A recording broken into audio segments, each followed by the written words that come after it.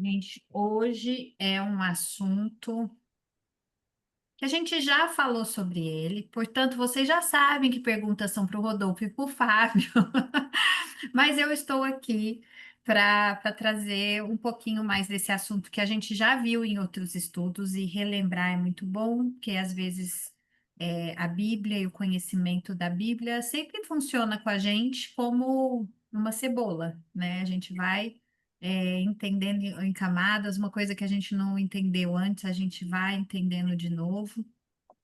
Então, é muito bom rever assuntos, rever temas, e para a gente ir aprofundando e ganhando mais conhecimento, né? Vou compartilhar minha tela então com vocês.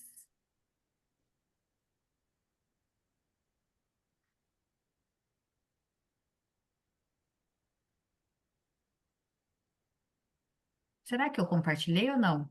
Não, né? Ainda não, Agora. tá vindo, tá vindo. Vai. Chegou. Só que não Chegou? tá na projeção, Karine. E agora? Agora sim, certinho. Hum. Então, hoje o tema é vida além da vida, né? E aí tem uma foto impactante. Acho que todos nós já passamos por uma situação dessa na vida com alguém que a gente ama, né? De uma pessoa querida. A gente já passou por essa situação, de morte. E ela sempre é uma situação complicada, né? Porque mexe muito com a gente, mexe muito com a gente. Incomoda, mexe com as nossas emoções, com os nossos afetos. É muito complicada, assim, essa situação. E é interessante porque ela é um assunto, né? A morte é um assunto que quase todo mundo fala, né? Assim, apesar da gente ter uma relação com ela, às vezes dificultosa, né? É um assunto que todo mundo fala. Às vezes a gente fala que aceita como parte da vida, racionaliza, fala que é uma coisa inevitável. O fato é que a gente não gosta da bichinha. A gente não gosta. A gente pode até falar que faz parte da vida, mas se perguntar, você gostaria que continuasse? Você ia falar, não, obrigada, eu passo. Né? Se falasse assim, eu gostaria que ninguém consegue lidar muito bem com essa questão, mesmo apesar de racionalizações, tem gente que até nega, não fala disso. Aqui em casa, por exemplo, quando eu vou falar com meu marido assim, olha, quando eu morrer, você me crema. Eu falo, você me crema. Eu quero pozinho. Eu falei, você joga na jabuticabeira. Eu falei, eu quero ressuscitar na jabuticabeira. Porque a minha avó, quando eu era criança, me contava tanta história de gente que morreu e que foi enterrada viva e que arranhava. Nem era história verdadeira, entendeu? Mas ela contava essas histórias e eu fiquei traumatizada. Então eu falei, olha, quando eu morrer, você me crema. E meu marido não gosta de falar de jeito nenhum de morte, né? Ele fala, ai, Karine, para de falar nisso. Aí eu falo, mas eu vou morrer, eu tenho que te avisar. E ele não gosta, não. Ele fala, para de falar nisso, Karine, né? Ele é do estilo mais evitativo, de falar sobre isso. E aí a gente tem os filósofos, aqui eu trouxe algumas falas de alguns filósofos a respeito da morte, né? A Schopenhauer tem uma frase dele que vai falar que o problema da morte encontra-se no princípio de toda filosofia, né? Ela é a base, ela é central, ela é o que dá o sentido para o resto dos elementos que vêm após ela. Freud, por sua vez, quando estava numa fase muito depressiva, escrevendo o livro dele sobre guerras, tempos de guerra, ele falou: se você quiser suportar a vida, prepare-se para a morte. Ele fala, para viver plenamente, é preciso dar uma solução para o problema da morte, né? A morte também aí como um motivo de entender a vida, a morte como um processo para entender a vida, né?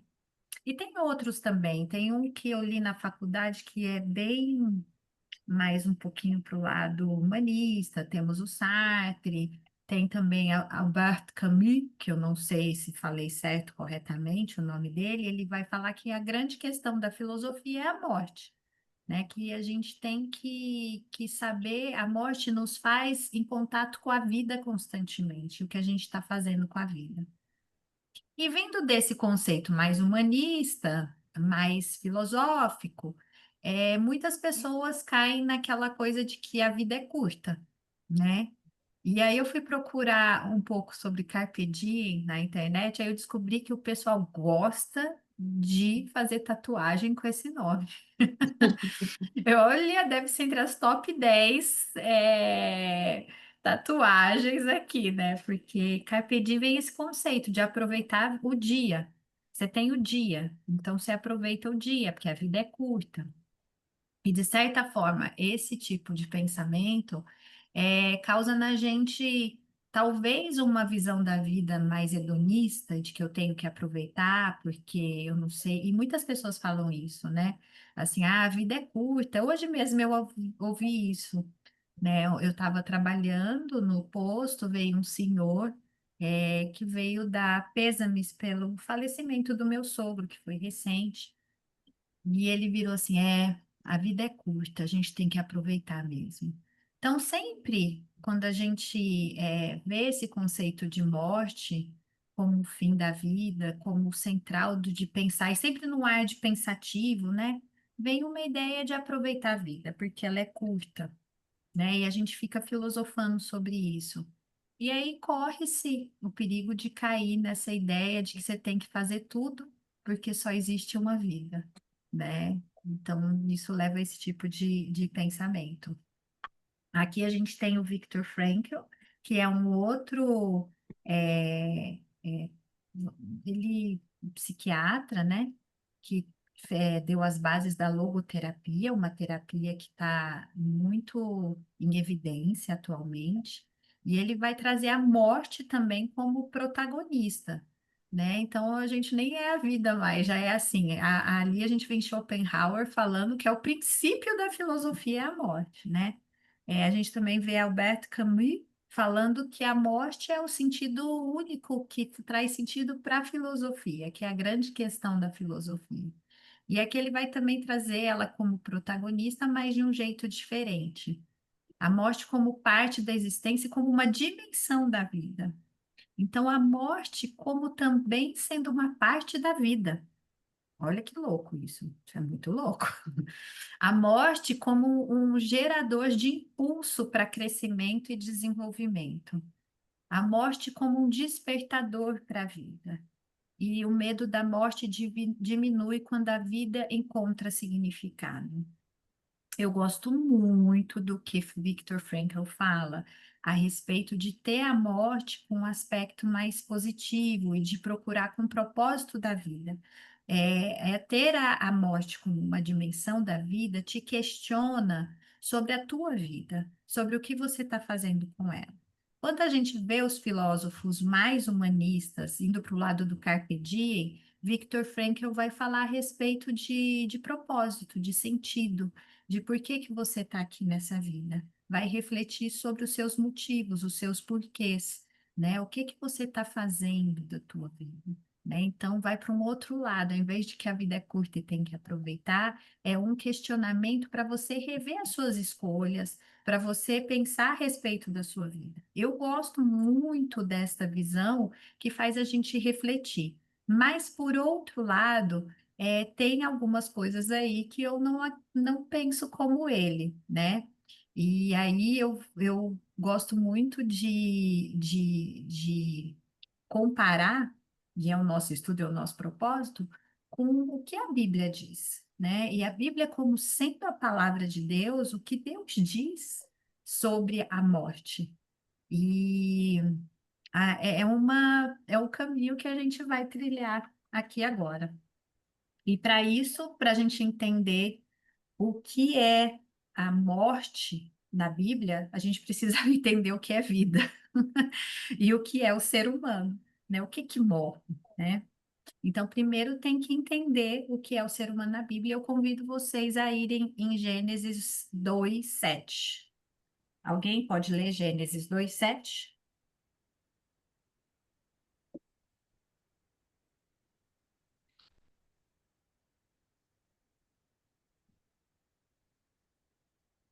Então o Senhor Deus formou o homem do pó da terra e soprou em suas narinas o fôlego da vida, e o homem se tornou um ser vivente.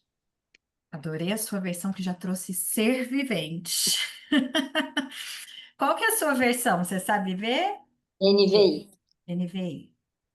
A NVI já trouxe ser vivente. Então, aqui a gente tem a fórmula matemática do que é um ser humano, tá? A fórmula matemática é simples: pó da terra mais fôlego de vida é igual a ser vivente. Em algumas traduções, o termo é alma vivente. Primeiro ponto, alma aqui significa nefesh, vem do original é nefesh, que significa ser, né? Um ser humano, uma pessoa, refere a pessoa. Então não fala de alma, fala de ser vivente. Mesmo porque fala que a pessoa, a gente se tornou ser vivente, não que a gente tem uma alma, mas que a gente se tornou um ser vivente. Então, o pó da terra.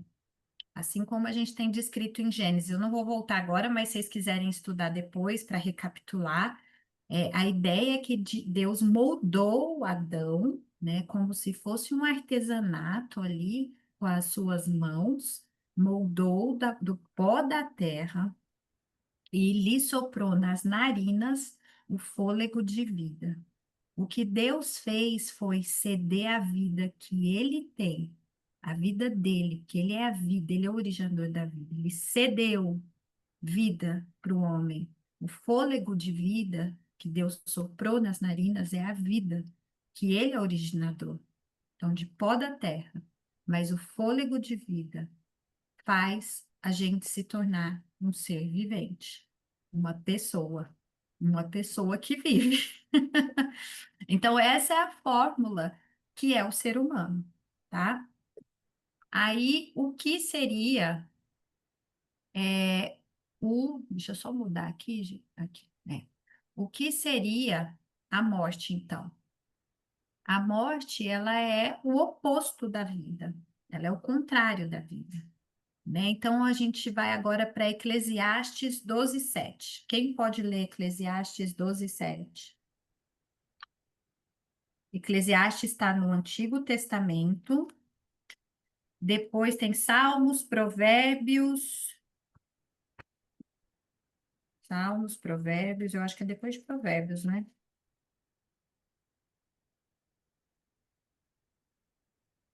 Salmos, Provérbios, Eclesiastes 12:7. Quer que eu leio, Cá? Quero, Minha versão infantil. adoro a versão infantil. Então o nosso corpo voltará para o pó da terra, de onde veio, e o nosso espírito voltará para Deus que o deu. Exatamente. Aliás, uma coisa que eu não falei, só pontuando aqui, né? Nefesh, na Bíblia, essa palavra, ela é sempre referida em alguns textos, falando de que Nefesh é feita por Deus, a Nefesh pode morrer, a Nefesh pode ser morta, e a Nefesh que pecar morrerá. Então, sempre são termos falando de pessoa, não de alma, tá? Um ser que é etéreo, que não é material, tá? Então, assim, Nefesh sempre é referido com qualidades de pessoa. Então, uma pessoa foi feita por Deus, a pessoa pode morrer, a pessoa pode ser morta, e a pessoa que pecar morrerá, nesse sentido que está na Bíblia. Outra coisa é que fôlego de vida também é igual que Deus deu para os animais, tá? É a essência de vida que ele dá para a gente, é a vida que vem dele que ele cede para a gente, tá? Então, agora a gente vê em Eclesiastes 12:7, que o pó volte à terra como era, e o espírito volte a Deus que o deu. Então, o pó, quando a gente morre, o que a Bíblia diz? O pó volta para a terra, né? Vai lá virar adubo. A gente vira adubo mesmo. E o espírito volte a Deus, o fôlego de vida, né? Aqui é outra palavra para espírito, que é, eu não sei falar, entendeu? Mas é isso que vocês estão lendo, que deve ser, Fábio e Rodolfo, se souberem falar a palavra, podem falar. Não sei se vocês sabem, eles também não sabem.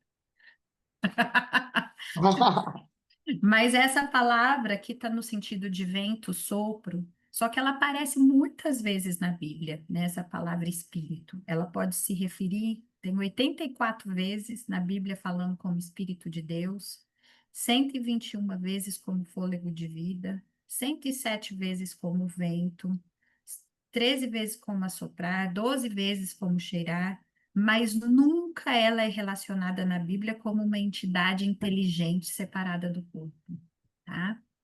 Então, assim, o espírito é o fôlego de vida. Então, aquilo que é do pó volta para o pó. E o fôlego, a vida que Deus cedeu, volta para ele, né? Então, assim, o espírito é esse princípio de vida concedido por Deus, a vida que ele tem. Ele é o originador da vida, né? Fala que Deus é vida, Jesus é a vida. Então, ele que põe a vida, ele é o criador. Ele cede para a gente a vida, tá? Então, isso que é a morte segundo a Bíblia. Vou voltar um pouquinho no início de novo com vocês. A gente vai ler agora Gênesis 2:17. Quem quiser ler?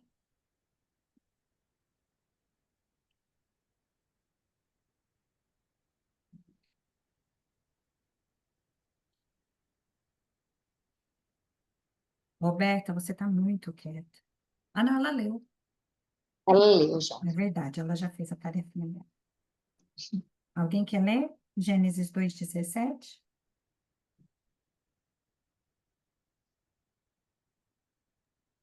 Mas da árvore do conhecimento do bem e do mal, dela não comerás, porque no dia em que dela comeres, certamente morrerás.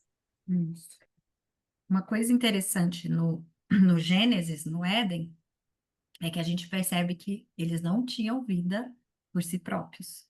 Ou seja, não existe imortalidade, né? Existe, ali ele já vai falar, se fizer tal coisa, vai morrer, né? Não existe imortalidade. Não existe no sentido de que você vem, a vida é cedida, né? A ligação com Deus trazia vida. E quando a gente tem essa ligação rompida, isso implica em morte.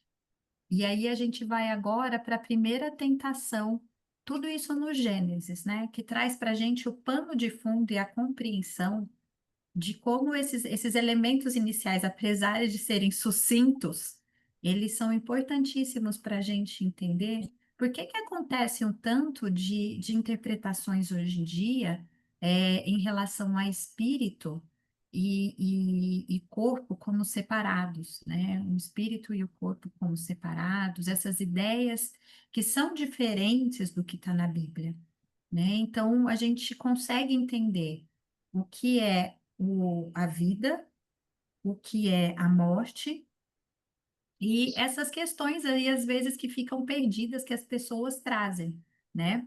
E Ô, aí, eu Cá, acho... Oi? desculpa, Cá, você pode interromper um segundinho? Você pode repetir o que você falou sobre a imortalidade? A imortalidade? Sim, você pode Posso. repetir, por favor?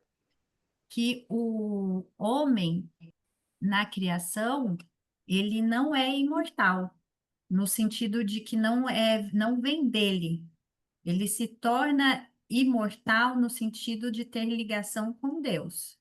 Quando ele tem a ligação com Deus, essa vida de Deus, imortal no sentido assim, de que Deus dá vida, Deus cede a vida.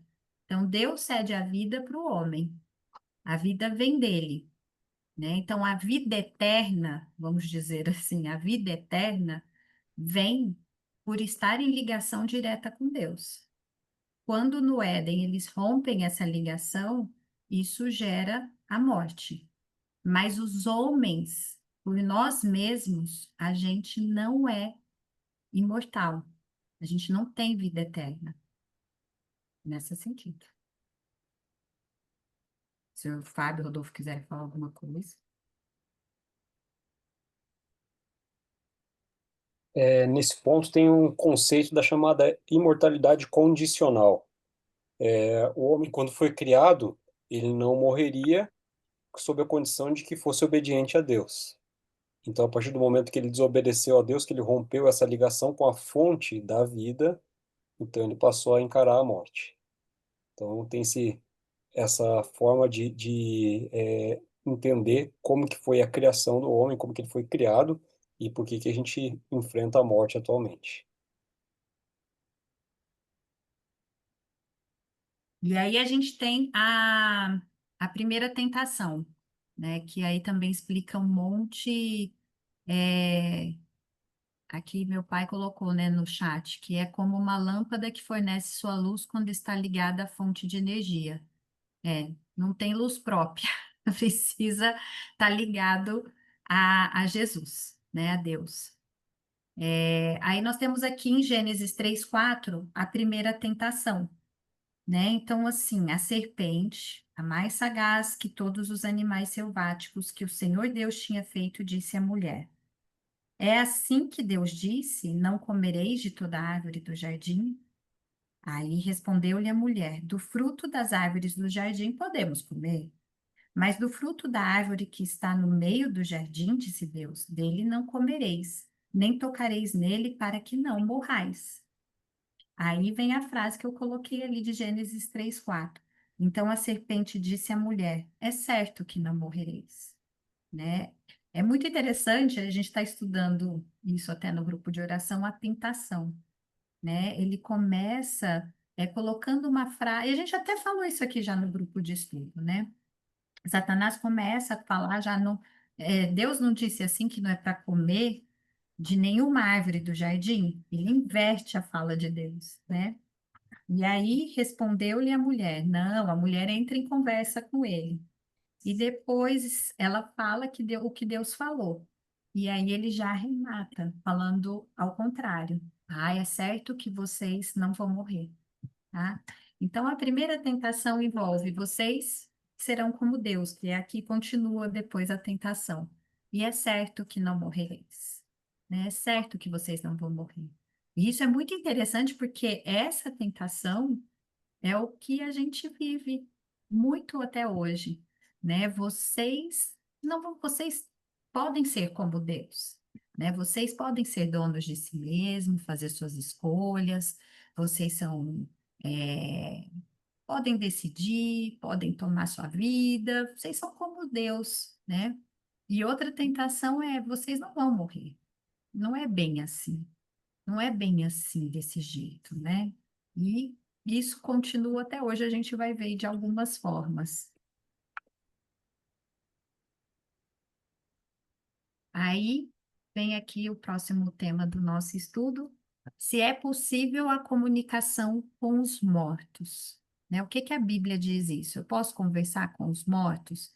Hoje a gente tem algumas crenças, né, de pessoas que conversam com os mortos, recebem instruções, e o que que a Bíblia diz disso? Aí aqui tem os textos já escritos, se depois vocês veem nos estudos, quiserem anotar para estudar depois, eu selecionei alguns, tá? Mas tem mais na Bíblia. Tem muitos textos sobre isso. Eu selecionei alguns aqui para vocês. Porque os vivos sabem que hão de morrer, mas os mortos não sabem coisa nenhuma. Nem tampouco terão eles recompensa, porque a sua memória jaz no esquecimento. Eclesiastes 9:5. Então, o que acontece é que depois que a gente morre, a gente não tem conhecimento, né? A gente não tem uma entidade consciente que vive depois da morte, tá? Aqui em Eclesiastes 9:10 vai falar: tudo que vier à mão para fazer, faze-o conforme as tuas forças, porque no além, a palavra em original é túmulo, em hebraico, para onde tu vais, não há obra, nem projetos, nem conhecimento, nem sabedoria alguma. Ou seja, após a morte na Bíblia, você não tem conhecimento, você não tem nenhuma operação cognitiva, você não tem sabedoria, você não consegue ter nenhuma execução mental consciente a respeito disso. E vai dizer, quando em Salmo 146, 4, quando o espírito dele se vai, o fôlego de vida se vai, eles retornam à terra. Naquele mesmo dia desaparecem os seus planos. Ou seja, há um cessar de atividade cognitiva, há um cessar de pensamento, um cessar de emoção, um cessar de tudo, né? Então, assim, na Bíblia, o que diz é que quando a gente morre, é interrompido, o fôlego de vida volta para Deus, o pó volta à terra e a gente não tem consciência, né? Então, nesse sentido, é impossível ter comunicação com os mortos. Inclusive, a Bíblia, ela vai falar que isso é uma prática abominável, né? Então, assim, em vários textos vai ser dito isso, e Deus proíbe na Bíblia as práticas de consultas com os mortos. Aqui em Deuteronômio 18, do 10 ao 12, diz: Não se achará entre ti quem faça passar pelo fogo seu filho. Está falando de sacrifício do filho, né? De você sacrificar, que era uma prática comum naquele tempo, as pessoas sacrificarem os filhos. Então, não se achará gente que faz sacrifício de filho no seu meio, nem adivinhador, nem prognosticador. Bonito esse nome, é a pessoa que fica vendo o futuro, sabe? Nem agoureiro, nem feiticeiro, nem cantador, nem necromante, que é o que conversa com os mortos, nem mágico, nem quem consulte os mortos, pois todo aquele que faz tal coisa é abominação ao Senhor. E por estas abominações o Senhor teu Deus o lança de diante de ti, né? Então, assim, pessoa que vê futuro, que faz mandinga, nem sei se fala, é mandinga, né? Que fala, faz tal coisa que vai dar certo, agoureiro, feiticeiro, todas essas práticas, Deus condena na Bíblia. E a gente tem um caso que eu lembrei enquanto estava fazendo para vocês de Saul. É, Saul era rei, né? Então tá lá em 1 Samuel 28, tarefinha de casa para ler. Eu vou contar a história, mas depois vocês leem. Saul era rei e ele já tinha pecado contra Deus, ele estava sendo Deus de si mesmo, né? Querendo se autogovernar, fazer as suas escolhas em função dos seus desejos, das suas vontades, e ele já estava se afastando de Deus. Só que aí ele precisava de Deus, né? Estava tendo uma batalha com os filisteus e ele pediu o direcionamento de Deus. Só que ele não ouviu a voz de Deus, né? Ele não conseguiu ouvir a voz de Deus. Então ele foi e procurou uma necromante, né? Uma feiticeira, a Bíblia diz, né? Uma pessoa que conversava com os mortos. Mas anteriormente ele tinha banido todas essas pessoas do reino conforme Deus pediu. Então ele fez que conseguiu ir nessa pessoa, nessa feiticeira, nessa pessoa que conversava com os mortos e pediu para que ela chamasse Samuel, né? Que ela pedisse para chamar Samuel, porque Samuel já tinha morrido, né? E ela tenta ali conversar, porque ela falou assim: Você sabe que Saul me baniu? Você sabe que eu não posso estar aqui? E era o próprio Saul que estava conversando com ela, e ela percebe depois no meio da conversa. E ela acha que tinha sido enganada, que ela ia ser morta. E Saul fala: Não, não, não, eu quero falar com Saul. É Samuel. E realmente há uma aparição de Samuel, mas que não é Samuel. Mas a Bíblia fala, Samuel apareceu, mas é que não era Samuel, né? Então, assim, ali ele conversa com Samuel e que não é o Samuel, mas a gente vê ali uma prática que continua existindo, né? De consulta aos mortos para conselhos, consulta aos mortos como se eles tivessem sabedoria, como se eles tivessem discernimento, pessoas queridas que a gente consulta após a morte. E isso na Bíblia, como eu disse anteriormente, não se apoia, não se apoia, porque na Bíblia diz que o fôlego de vida volta para a terra, o pó volta para a terra, o fôlego de vida volta para Deus e que cessa a consciência, cessa os seus trabalhos, cessa tudo que você fez, ali tem uma interrupção. Então a pergunta é, eu vou até passar para frente. Então, quem são esses espíritos desencarnados? Né? Quem são esses espíritos que realmente aparecem? Né? Então, você tem até, vamos dizer assim, a voz é a mesma, o jeito de falar, o gestual é o mesmo. Para a Bíblia, isso são espíritos de demônios. Espíritos aqui no sentido de seres espirituais. Outra palavra que vai ter na Bíblia para espíritos de demônios são espíritos imundos, tá? Então, são espíritos de demônios que fazem milagre. Então, isso tem algumas referências na Bíblia, e o mais importante, eles operam sinais de milagre. Então, aquilo que a gente sempre fala, eles enganam até os próprios escolhidos, tá? Eles fazem muito bem feito. Por isso que é difícil para uma pessoa que vê alguma coisa falar assim, mas eu vi. E realmente você viu. Assim como saiu Saul, viu Samuel.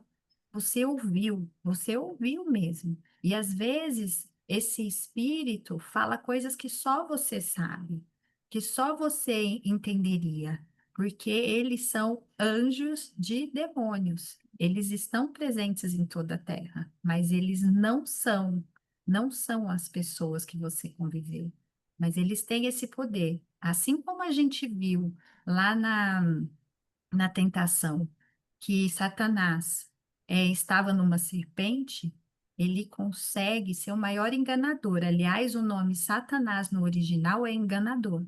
Ele é o grande feiticeiro. Ele é um enganador. Ele é a mente por trás de fazer magias, feitiçarias e enganar, fazer operações de milagre que enganam a gente, né? Então, aqui Satanás continua com a mesma mentira do Jardim do Éden, né? Ele fala como se a imortalidade fosse inerente do ser humano, e a gente falou que o fôlego de vida vem de Deus. E o que está por detrás disso? Quando a gente é imortal, quando não há morte, quando os seres são evoluídos, eu não preciso de um Salvador. Eu não preciso. Eu tiro Cristo da jogada. Eu tiro Cristo, tiro a salvação, tiro a minha redenção, eu tiro tudo da jogada, né?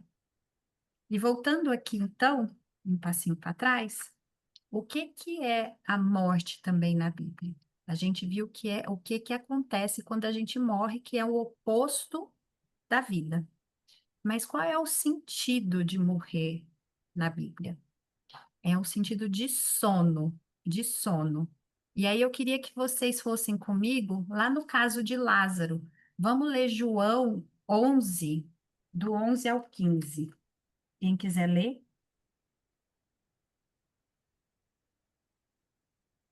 João 11, do 11 ao 15.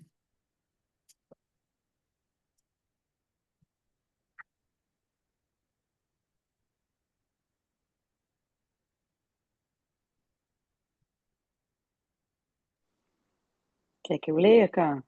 Quero, que eu estou me sentindo tão sozinha aqui, ninguém Hum. fala nada. João 11, do 11 ao 15. Jesus disse isso e depois continuou. O nosso amigo Lázaro está dormindo, mas eu vou lá acordá-lo. Senhor, se ele está dormindo, isso quer dizer que ele vai ficar bom? Disseram eles.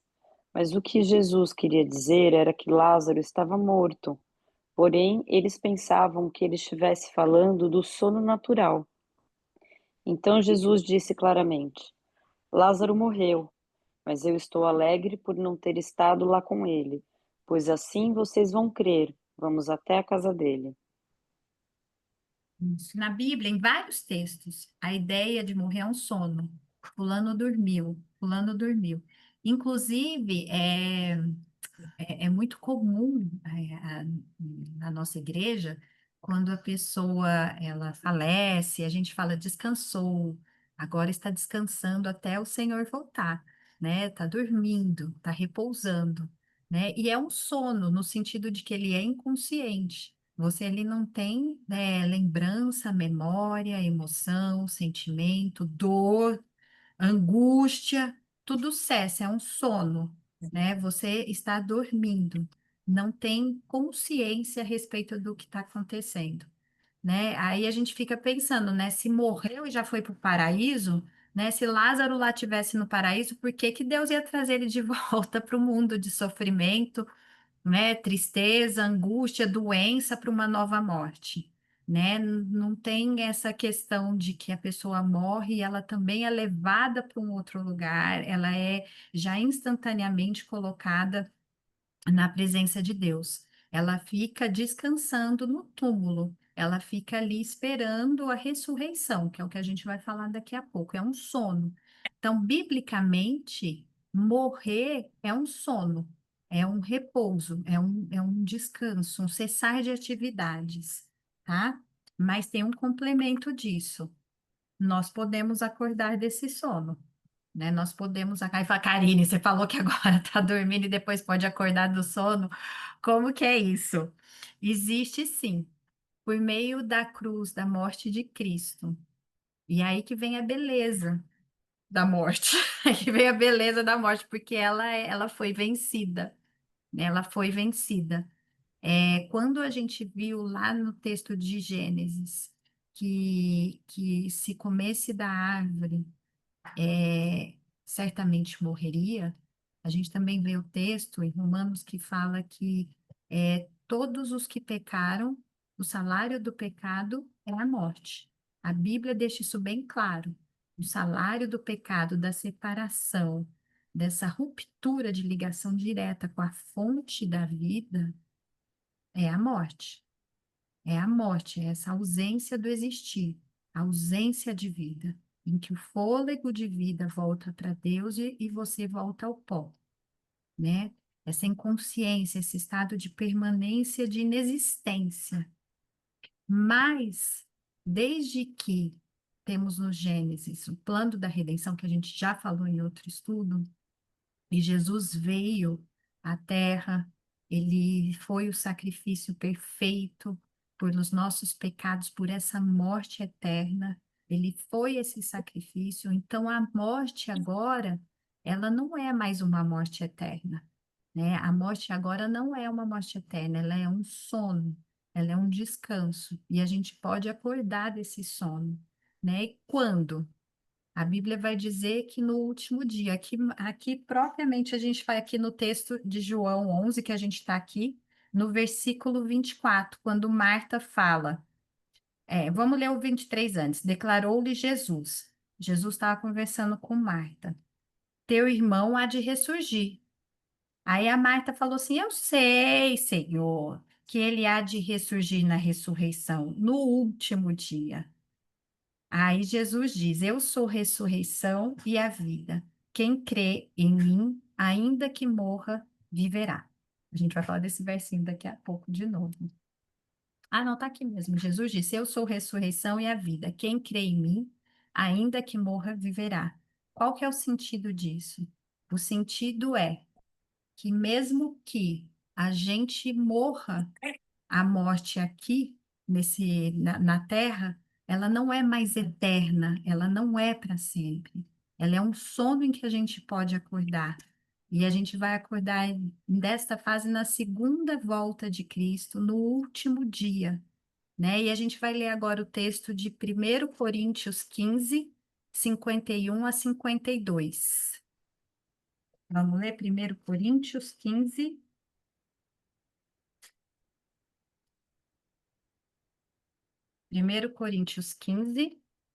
51 e 52.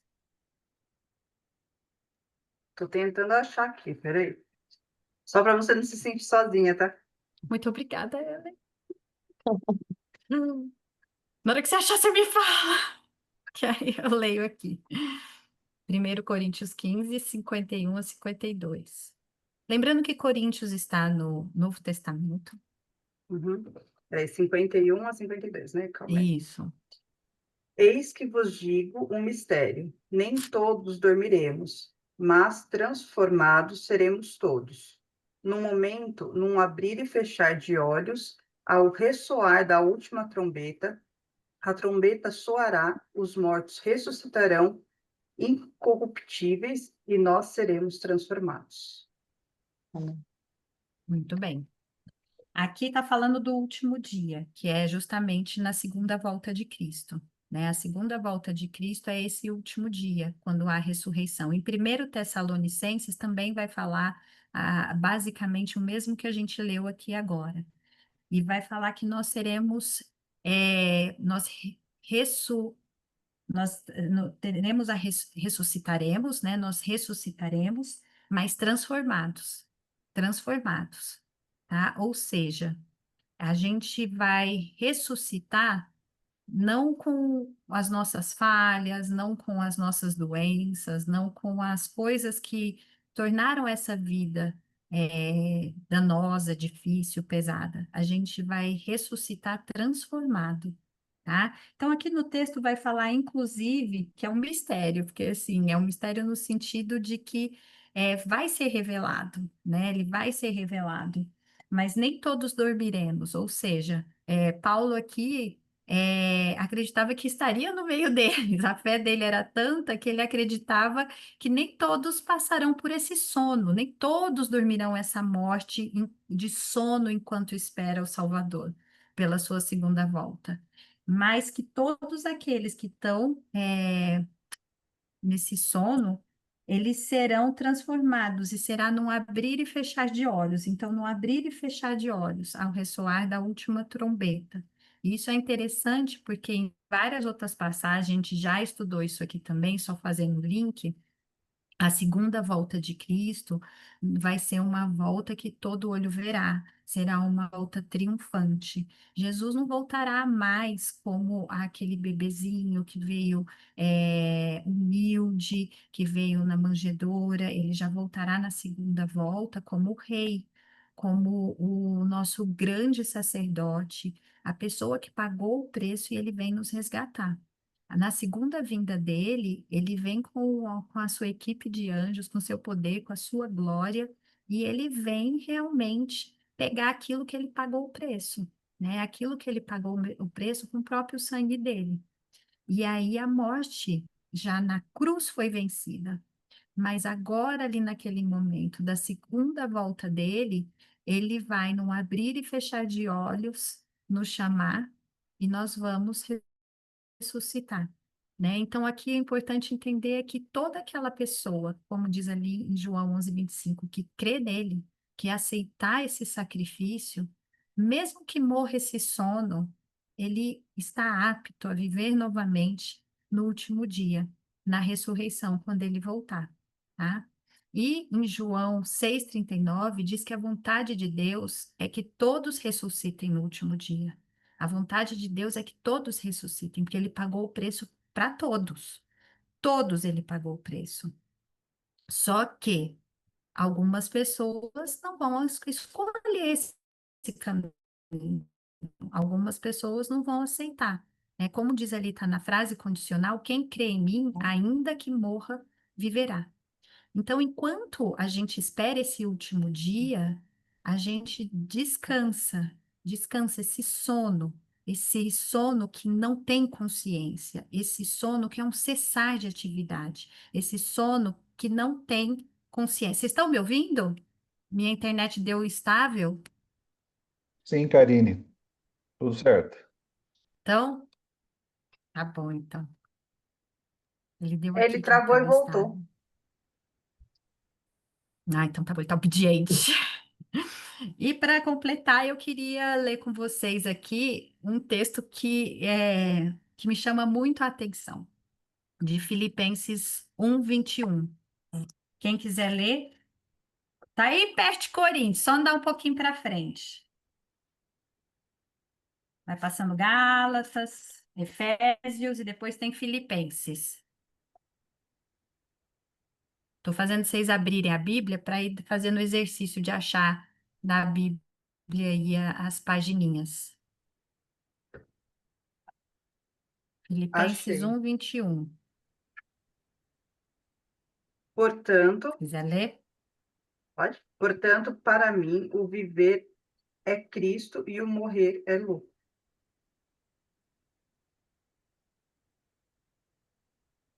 Tá certo? Vocês estão me ouvindo? Tá certo, aqui travou para mim. Tá todo mundo travado aqui. Minha internet resolveu dar uma A gente paradinha. está te ouvindo. Tá me ouvindo? Aham, Tá, e te vendo.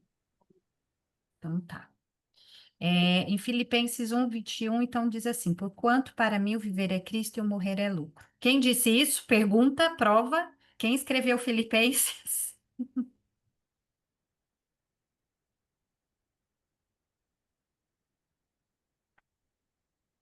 Travou de novo, né?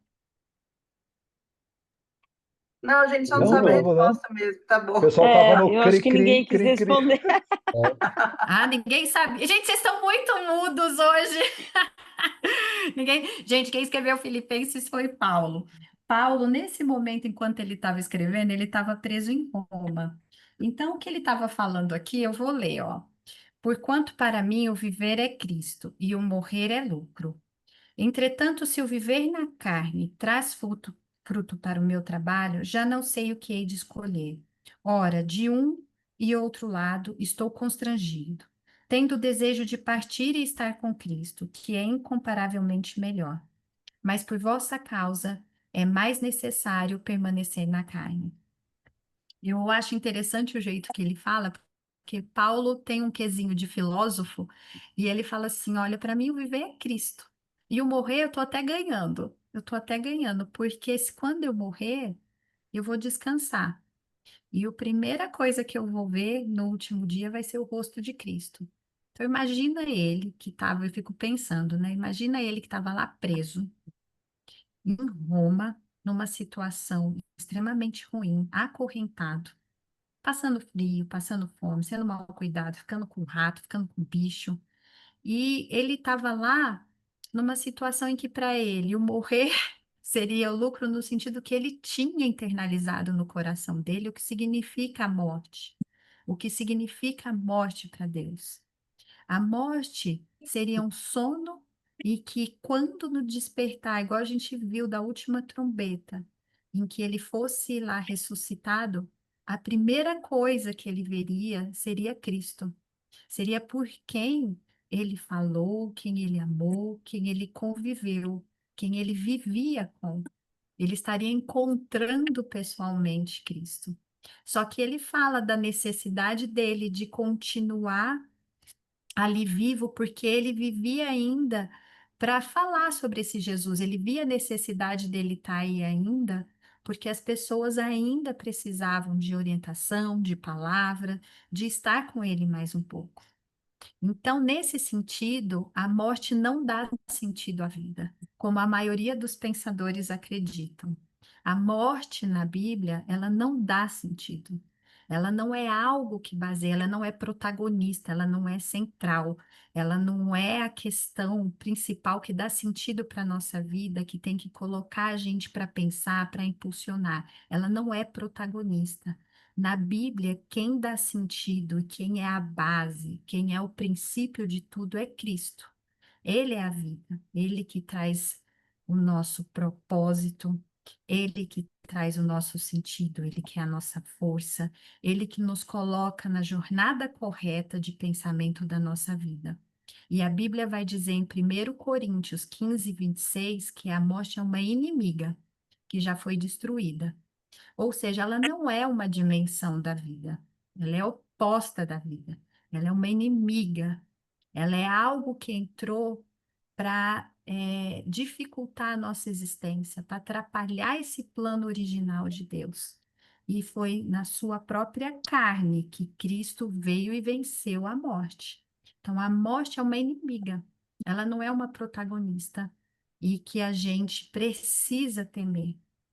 Porque, na verdade, ela é algo que a gente sabe que mesmo quem crê, mesmo quem morra, crendo em Cristo, essa pessoa viverá. E isso traz uma esperança enorme quando a gente passa pela perda de pessoas que a gente ama. porque a gente sabe que é uma separação de pouco tempo. Para aquela pessoa que está ali, não tem consciência nenhuma. Ela está descansando, já cessou todo o trabalho dela, já cessou toda a angústia quando ela morre em dor, cessou a angústia, cessou a dor, cessou tudo. Ela descansa, ela descansa. Mas quando na segunda volta Jesus aparecer, e ele aparecer em glória, e ele ressuscitar, aquela pessoa vai ressuscitar no abrir e fechar de olhos, transformada, não com as doenças, não com as coisas, a gente vai usar o termo glorificado, transformado, transformado porque o preço já foi pago para que ela pudesse ser coberta pela graça e pela justiça de Cristo. E ali vai se evidenciar de forma clara o que é a graça, que mesmo imperfeitos, mesmo passando por tribulações, mesmo passando por tudo isso que a gente passa na vida, quando a gente crê em Cristo, a gente está dizendo para Ele, obrigado pelo teu sacrifício. E aí a gente não precisa ter medo de nada. O morrer é lucro, porque na verdade você já tem a vida eterna garantida, porque você sabe que vai ter um sono, pode passar pelo sono. Como diz Paulo, alguns não vão dormir, alguns vão dormir, mas se dormir, vão acordar.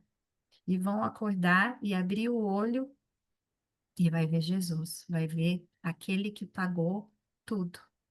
E quando a gente convive com Jesus nesse mundo no dia a dia, para a gente vai ser só um encontro pessoal e físico com aquele que a gente já conhecia, né? Eu acho que é isso que a gente tinha para falar agora.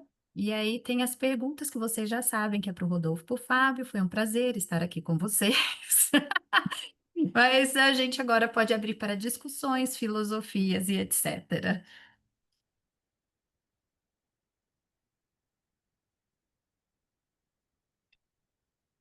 Eu falo que todo mundo está mudo hoje, vocês não estão acreditando.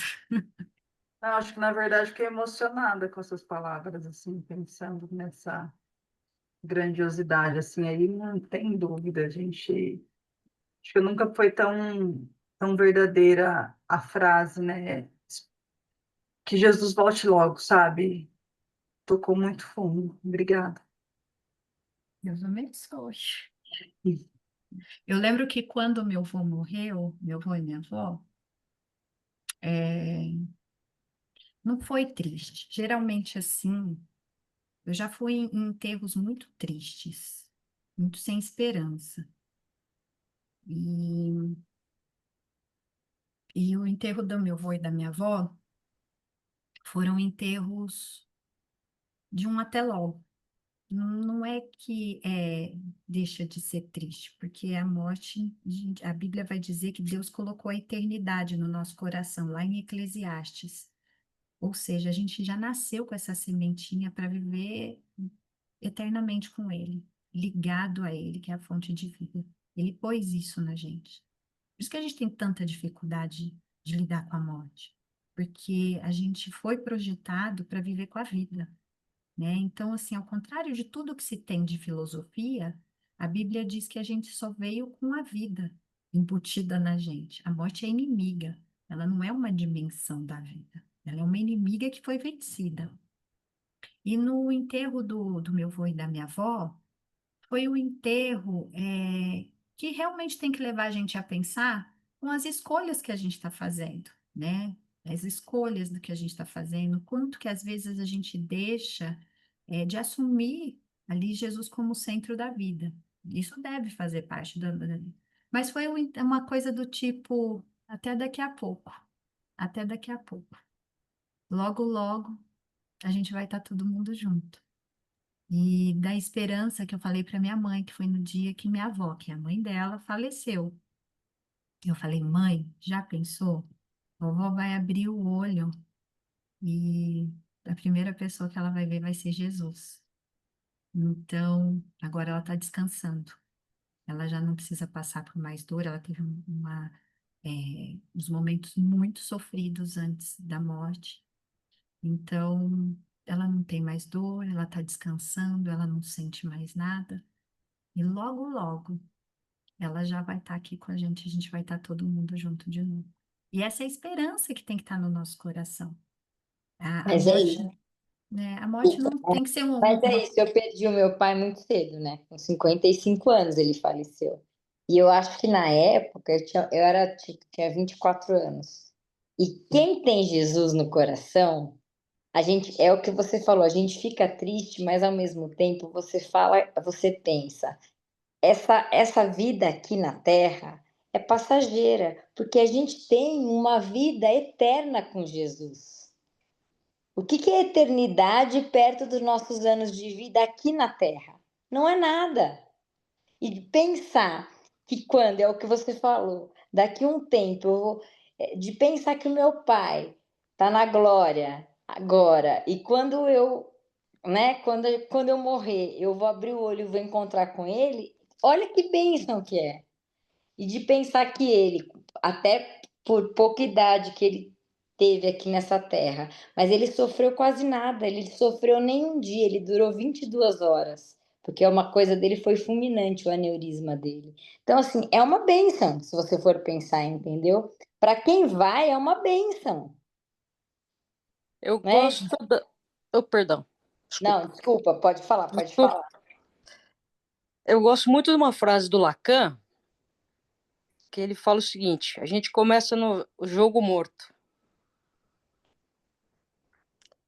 É, e eu acho que é por aí, né? Olha, por outro lado, o enterro da minha avó, que era judia, hoje eu consigo compreender, né? Todos os, vamos dizer assim, rituais, né, deles. Para mim, o pior de todos é que, eu não sei se vocês sabem ou não, mas começa pelos filhos e se estendem aos netos, né? Eu acho que a pior parte do enterro é a hora que joga a terra, né, no caixão. Você já está morrendo de tristeza, aí a hora que joga a terra, você se acaba, né?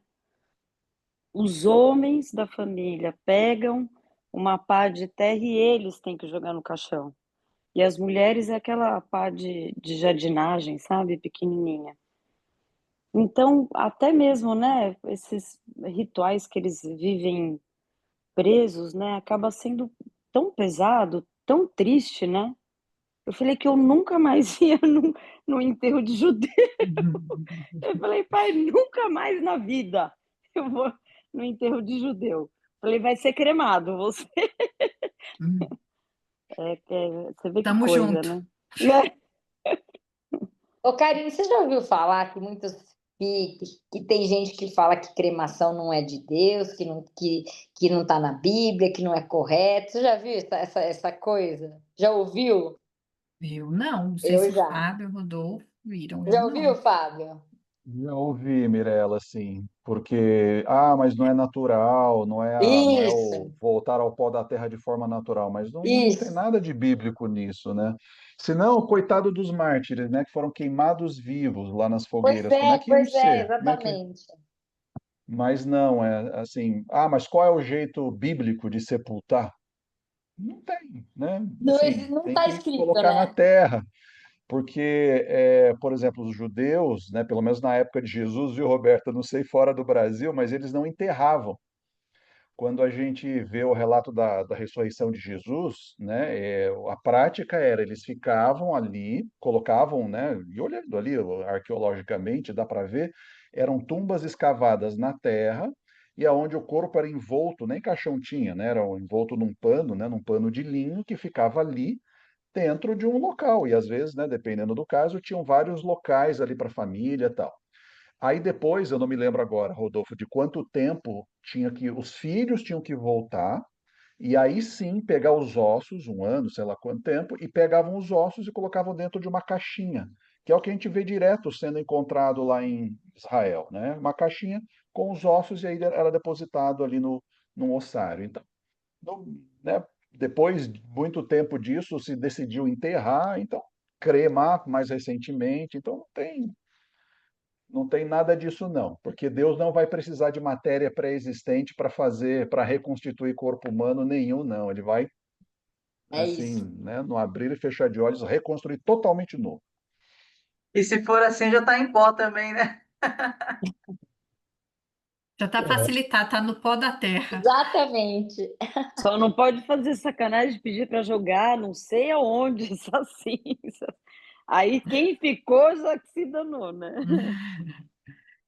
Essa a questão da cremação, realmente, muitas pessoas ainda falam hoje em dia, é uma coisa totalmente popular que surgiu aí ao longo dos povos que foram se convertendo ao cristianismo. Tá? O que acontece?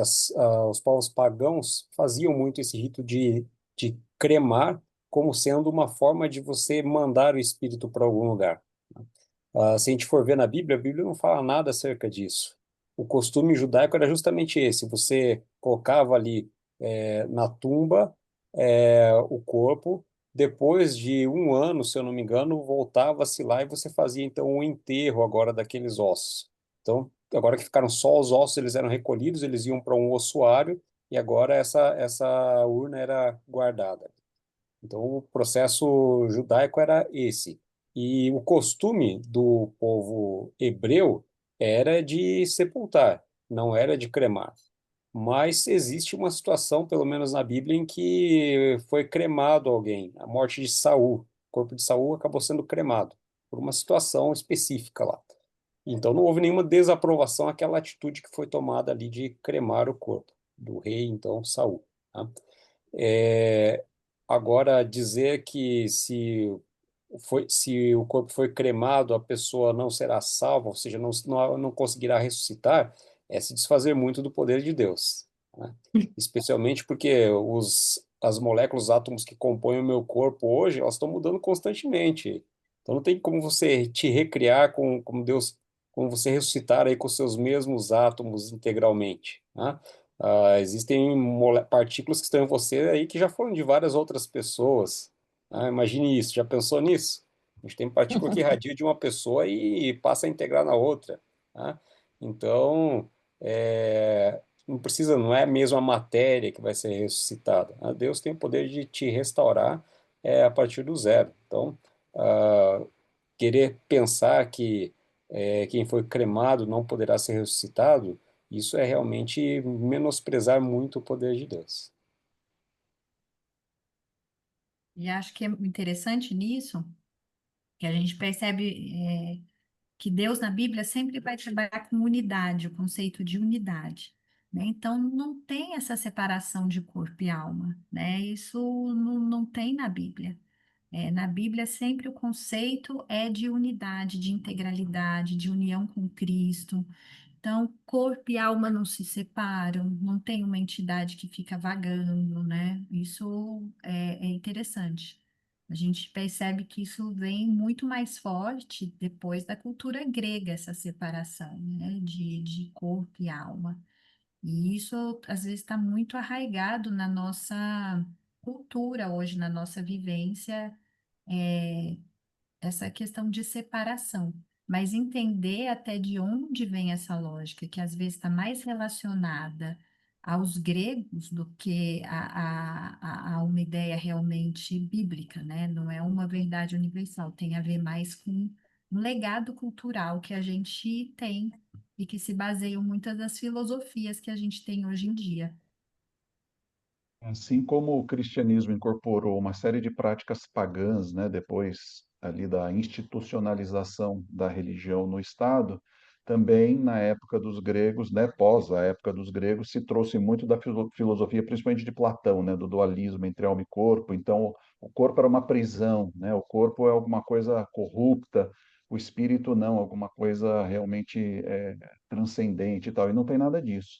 E quando a gente vai para a Bíblia e vê especificamente quem são essas entidades, né? E a gente vê, aí dá para ver uma série de crenças que tem hoje que não são bíblicas, né? E voltando àquele ponto que a Karine falou, quem são essas entidades que aparecem? Tem muito charlatanismo, mas tem coisas que aparecem, como a gente viu aqui com o Samuel, apareceu alguma coisa ali.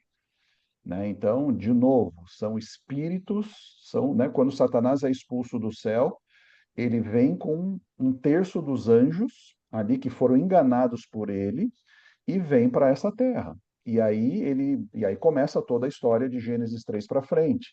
Ele se incorpora ali na serpente, né, engana Adão e Eva, e aí Satanás e seus anjos têm todo o objetivo de enganar, né? Então, são espíritos enganadores, e a Bíblia é muito clara quando ela fala isso. Não, muito Então, claro, hoje a gente, inclusive desculpa, inclusive em Êxodo, né, claro, que, que você falou, Karine, que é os próprios, o Satanás, ele tem espírito de fazer milagres também, né? Quando sim, Moisés joga o cajado, ele faz igual, transforma em serpente, em Êxodo fala, é um exemplo claro disso.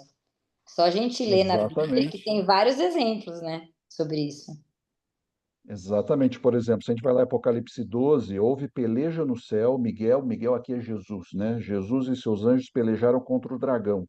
Também pelejaram o dragão e seus anjos. Todavia não prevaleceram, nem mais se achou lugar no céu para eles. E foi expulso o grande dragão, a antiga serpente, que se chama Diabo e Satanás, o sedutor de todo mundo, assim foi atirado à terra, ele com os seus anjos. Então está claro aqui, né, que é ele e os seus anjos. Não, ele não está sozinho aqui. Aí, se a gente vai lá para João 8:44, Jesus, ele dá detalhes disso. Olha o que ele fala. Vós sois, falando para os fariseus, né? Vós sois do diabo. Então, ele está descrevendo essa entidade, que é vosso pai, e quereis satisfazer-lhes os desejos. Porque ele foi homicida desde o princípio e jamais se firmou na verdade, porque nele não há verdade. Quando ele profere mentira, fala do que lhe é próprio, porque é mentiroso e pai da mentira. Então, essas manifestações aí que estão na crença hoje, são essas entidades, né? Não é alguém que foi lá para o inferno, e inferno na Bíblia é sepultura, não existe esse local, né? Então, não é espíritos que estão vagando, almas desencarnadas, né? Isso foi incorporado aí dentro da igreja cristã, dentro desse período pós-incorporação, pós-institucionalização da religião pelo Estado, né? Você acha, Fábio, que Allan Kardec é um impostor? Olha, Sil, ele era um cientista e justamente os fenômenos que ele estudava lá na época que ele começou a escrever o seu grande livro lá, o que ficou mais conhecido, ele via mesas, aquelas mesas rotativas, que eram fenômenos sobrenaturais. Essas mesas começavam a girar em sessões ali, né, em locais onde eles invocavam entidades sobrenaturais. Essas mesas giravam e eles viam isso. Então, na verdade, assim, ele achou uma explicação que não é bíblica. Então, na verdade, essa explicação que ele encontrou para dizer que existe um mundo de espíritos, na verdade, ele está sendo enganado. Ele foi enganado por filosofias e por crendices e pela construção da sua própria teoria. Então, na verdade, biblicamente, não é o que ele diz. Não são esses espíritos. E essa reencarnação, nessa filosofia da reencarnação, não tem nada de Bíblia nisso, né? Não existe essa reencarnação. Aonde está isso na Bíblia? Então, não tem. Então, realmente, hoje é exatamente isso. Satanás falando ou se colocando suas teorias por meio, né, dessa filosofia de Allan Kardec, colocando as suas mentiras com o objetivo de enganar.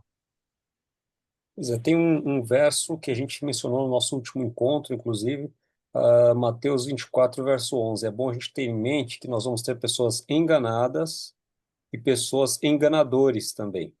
Pessoas que são enganadas por esses espíritos e pessoas que são enganadores, que prestam serviço a esse espírito. Lá em Mateus 24, verso 11, a gente lê: Levantar-se-ão muitos falsos profetas e enganarão a muitos. Tem outro trecho também, deixa eu ver se eu acho aqui.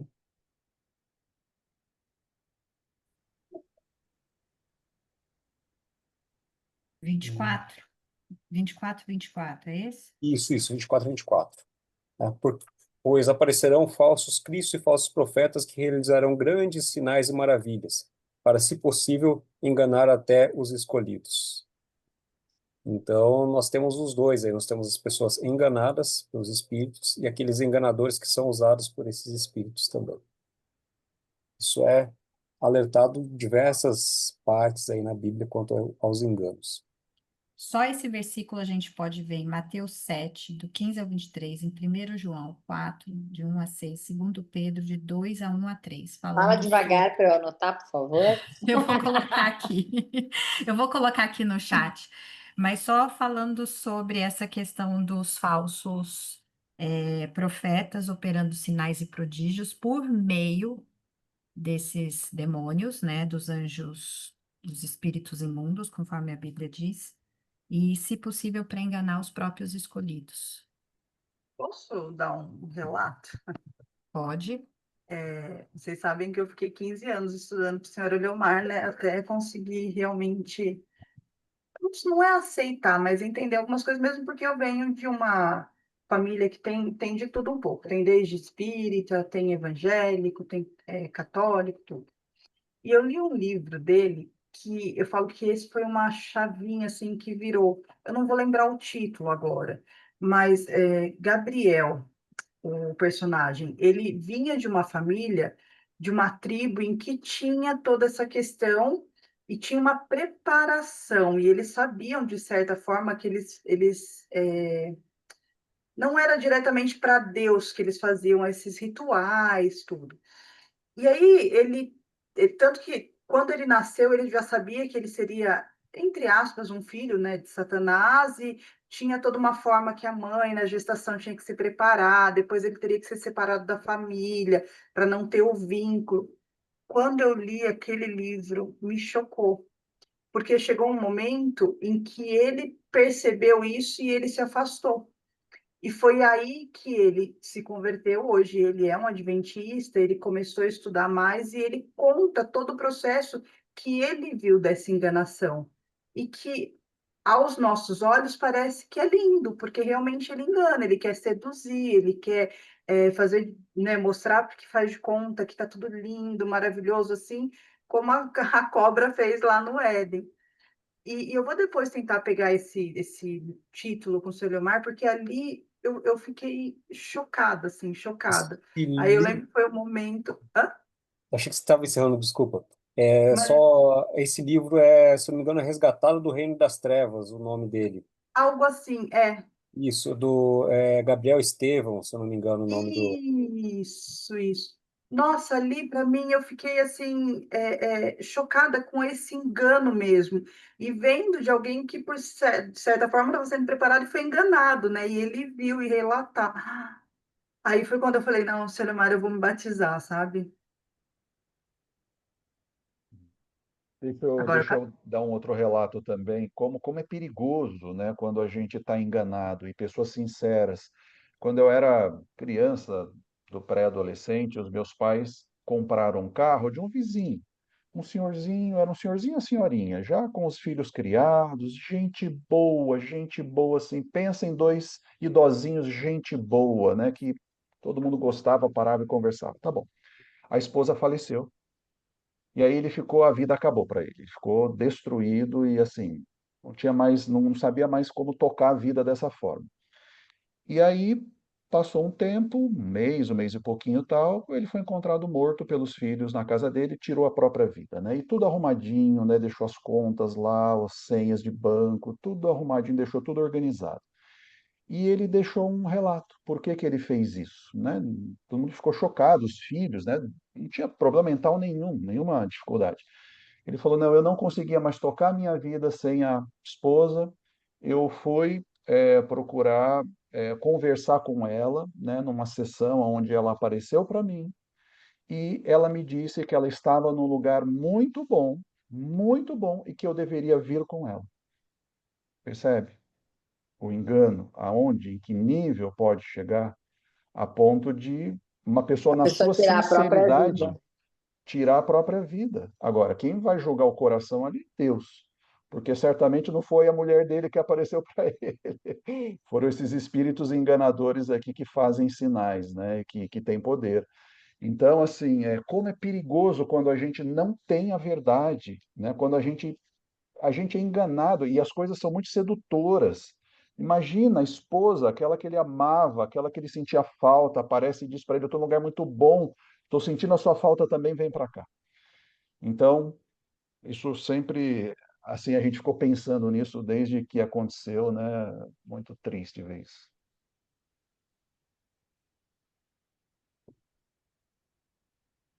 Alguém mais tem uma pergunta? Alguma consideração?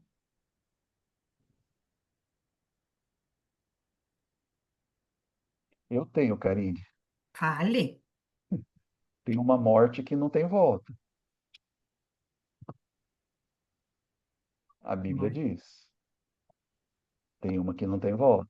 A primeira morte, que é essa, aqui nossa, né, do nosso dia a dia aqui, não tem volta. Então, quando Jesus volta, muitos já, né, vão ter morrido, desde Abel, né, até o último antes, vão ter morrido. Os justos são ressuscitados, mas depois tem uma segunda morte, quando os ímpios ressuscitam também. A gente vai estudar mais para frente, só dando um spoiler para vocês irem conectando. Jesus volta, os justos vivos são transformados, os justos mortos são ressuscitados, transformados, e todos sobem com Jesus para o céu. Os ímpios vivos morrem, Satanás e os seus anjos ficam aqui presos nessa terra desolada. Passamos 1000 anos no céu, que é o milênio, a gente vai estudar sobre isso. Depois a cidade santa desce, e aí os mortos ressuscitam. Não tem mais justos aqui, os ímpios mortos ressuscitam. E aí tem um julgamento, né? Eles vêm porque eles reconhecem a justiça de Deus e que a sentença que eles vão receber é justa, porque eles tiveram oportunidade, mas não decidiram pela vida, por Jesus. Aí depois disso eles estão, Satanás, seus anjos e todos os ímpios que ressuscitaram são destruídos eternamente. Aí a morte eterna. Então a Bíblia é muito clara quando ela fala sobre a morte eterna. Acho que Apocalipse 16, não me lembro agora.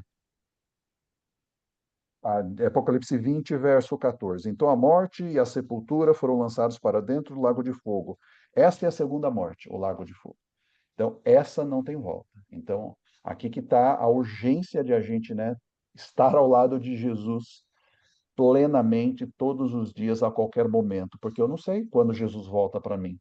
Ele pode voltar no dia que ele voltar, e eu estar vivo, ou ele pode voltar, como infelizmente aconteceu com o pai da Mirella, né? Quando com 55 anos Jesus voltou para ele. Então, eu tenho que estar preparado, nós temos que estar preparados, porque isso pode acontecer, para que a gente participe da primeira morte e não da segunda, né? Porque a segunda é a morte eterna. E o que é essa morte eterna? É deixar de existir. Pensa em você antes do seu nascimento.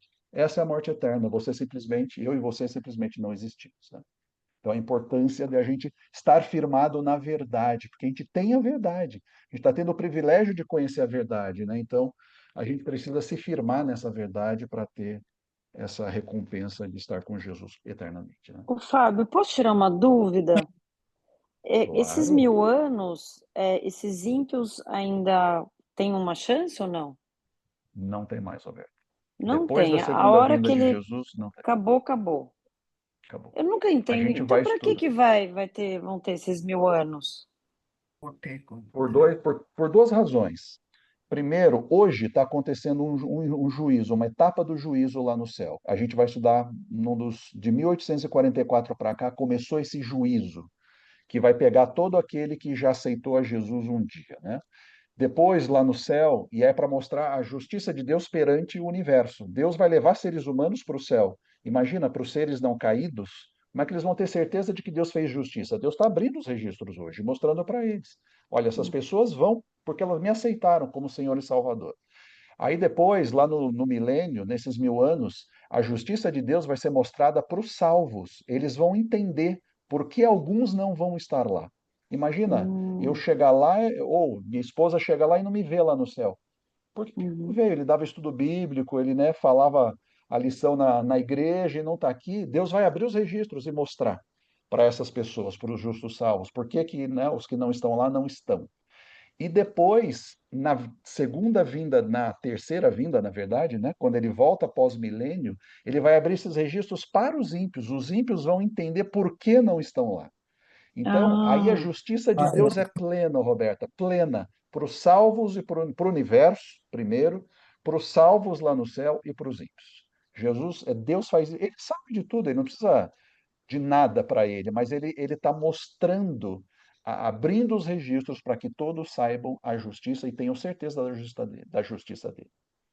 então esses 1000 anos seriam, mais, entre aspas, resumindo, abrir os registros para os salvos. Pois é. Isso daí a gente pode entender agora como o julgamento de Deus, na verdade. A gente vai estar auditando o julgamento que ele fez. Então, Fazendo como uma os salvos auditoria. estão agora julgando, concordando que Deus é justo. Boa, Rodolfo. Auditando, olha isso, Deus se Auditando. coloca Esse nessa auditando, com a memória que posição. eu tô, o que ele quiser falar para mim, tá tudo bem. Ele vai te abrir os registros. Como é isso? A gente não sabe. João descreveu como livro. Não sei, a gente não sabe, mas a gente vai ter acesso aos registros. Tudo, a Bíblia diz, tudo que os atos sejam bons ou sejam ruins, feitos aqui, são registrados, estão registrados nos livros, nos registros do céu. Então é É, Deus se João, deixando auditar. João diz bem assim: então se abriram livros. Ainda outro livro, o livro da vida, foi aberto, e os mortos foram julgados segundo as suas obras, conforme o que se achava Ó, escrito nos livros. Então, isso é uma visão que ele teve, ele descreveu dessa forma, né? Mas eu quero ver como que vai ser realmente. Eu acho que deve ser, Vai se imagina, abrir assim, ó. Tchu, tchu, tchu. imagina, Tipo, dá um informações de filminho, todos né? os seres humanos, Aquela, de toda aquela a fila, a história. ansiedade de chamar teu nome, né, para saber como foi o seu. eu já imagino que são várias telas assim É, aparecendo. Aí puxa a tela, leva a tela. é, Então, assim, ninguém que vai poder massa. dizer que não teve oportunidade, que Deus não foi justo. Tá Imagina certo. que triste eu entender que eu perdi essa oportunidade. E Deus está Hum. sendo justo em respeitando a minha liberdade de escolha. Ele não fere a minha liberdade de escolha. E o último ponto que eu queria colocar aqui é o seguinte, né? Hoje está na crença cristã, nessa ideia de um inferno, onde, né, os que fizeram o que é mal, vão se queimar eternamente. Isso não é nada bíblico, não existe isso na Bíblia. Né? A palavra inferno, a Bíblia foi traduzida, né, a Bíblia em português foi traduzida por um padre católico, óbvio, ele colocou a palavra que ele conhecia ali. Então, mas no original, hebraico e grego, a palavra inferno aí não é sepultura, é o local dos mortos. Então, Sheol, assim, como é que eu concilio, né, Rodolfo, desculpa? palavra Sheol. Isso. Como é que eu concilio um Deus de amor que envia Jesus para me salvar, que se coloca na posição de ser auditado para mim a sua justiça? Como é que eu concilio essa ideia com a ideia de um inferno, onde os ímpios vão queimar eternamente? Deus seria um carrasco, um tirano, se ele permitisse uma coisa dessas. Então, em nenhum momento a Bíblia apresenta esse tipo de coisa, né? A morte é eterna, a segunda morte é eterna, acabou, cessou a existência. Não tem essa ideia de eternidade sofrendo, não. Eternidade com Deus, quem o aceitou. Eu queria finalizar então, só falando, né, que o Fábio falou a respeito assim de que nós temos a verdade quando a gente estuda a Bíblia. E a verdade deve nos libertar, né? A verdade ela nos liberta de pensamentos errados, de crenças erradas, do que é o erro, do que dos efeitos manadas, da tradição, da cultura. Então, a verdade é uma libertação. A gente estudando, a gente falou muito de Apocalipse hoje, né? E isso nos leva realmente ao final dos tempos. A Bíblia vai dizer que no final dos tempos vai existir essa confusão, essa Babilônia de pensamentos, ideias. A gente vive justamente um momento em que tem grande diversidade de ideias, né? Grande coisa. A gente já falou sobre até o toque pós-moderno que a gente tem de verdades, né? O Rodolfo já falou bastante disso, que quando a gente parte do pressuposto que não há uma verdade absoluta, a gente já está errando aí na própria frase, logicamente, né? Mas a gente vive essa confusão de ideias. E aqui em Apocalipse 12:12, fala justamente isso: ai da terra e do mar, pois o diabo desceu até vós, cheio de grande cólera, sabendo que pouco tempo lhe resta. Ele não dorme. Ele não dorme, ele não descansa, porque ele sabe que pouco tempo resta, né? ele tem ações coordenadas para justamente enganar. A Bíblia, o nome dele é enganador. Ele é perito em artes de enganação. Então, ele não perde tempo para enganar. Porque quanto mais ele tira Cristo do centro da jogada, falando que não tem morte, que a gente é imortal, que a gente pode comunicar com os mortos, ele tira você de perto de Cristo, da necessidade de um Salvador. Quando ele tira você ele coloca você na crença de alma e corpo, ele tira toda a noção de unidade, toda a noção do que ele proporcionou, do plano da redenção dele por nós, né? E assim, o tanto de ideias que a gente tem hoje, que já vem dessa tradição de inferno, de céu, de dualidade de alma e corpo, da imortalidade da alma, de conversa com médiuns, com essas ideias estão aí. E a nós é dada a possibilidade de discernir, olhando a palavra de Deus, o que ele diz, o que ele criou, o que ele intentou, e a gente pode escolher não ser enganado, a gente pode escolher hoje. E essa é a liberdade que a gente tem, a liberdade de escolher, né? E que a gente possa escolher a vida, que a gente possa escolher Jesus, né? E é o que eu Eu só pegar desejo um para a gente. ponto, Pode falar. Karine, rapidinho. A gente se pergunta, né? Mas por que que o inimigo de Deus ele faz isso, né? Qual o objetivo dele enganar, tal? Como ele sabe, como a Karine leu, que ele está perdido e pouco tempo ele tem, qual é o grande objetivo de vida dele hoje? Infligir sofrimento a Deus. Qual é o maior sofrimento que ele pode causar em Deus hoje? É tirando pelo menos um de seus filhos da vida eterna. Esse é o maior sofrimento de Deus. Então a vida dele se move nesse objetivo, que é o oposto de Deus, que se move no sentido de salvar o ser humano. Então, a gente não pode subestimar essa capacidade e esse foco que ele tem em tirar o máximo possível de pessoas da vida eterna. E ele faz isso com engano, com sedução, já fez com perseguição no passado, mas nos últimos tempos, que é o tempo que a gente vive de um mundo líquido, de muitas verdades, pós-moderno, onde está difícil saber qual é a verdade, mais do que nunca a gente precisa nos firmar na verdade, né? Como a Bíblia diz, a tua palavra é a verdade. É aqui que eu tenho a verdade. Qualquer coisa que fuja daqui, por mais sobrenatural que seja, por mais bonito que alguém diga, com mais reputação para dizer, se foge daqui, fuja dela, porque é engano, né? É engano de Satanás. Ah, você já podia aproveitar e orar. Vamos. Nosso Deus, nosso Pai, elevamos a Ti, Senhor, nossa oração de gratidão pelos momentos felizes, bons, gostosos que passamos aqui na Tua presença. Temos a certeza da Tua presença entre nós nesse momento. Pedimos que possamos nos livrar desses enganos do inimigo pelo nosso firmar na verdade que é a Tua palavra. Nos dê sabedoria para enfrentarmos o nosso dia a dia, tantas coisas que se apresentam diante de nós, tantas luzes que chamam a nossa atenção, mas que possamos julgar tudo de acordo com a Tua palavra, com a Bíblia que Tu tens concedido a nós. Nos dê um restante de semana na tua presença, ser com nossas famílias, que possamos cada dia crescer em maturidade espiritual e no nosso relacionamento contigo. É o que nós te pedimos por Jesus. Amém. Amém. Amém.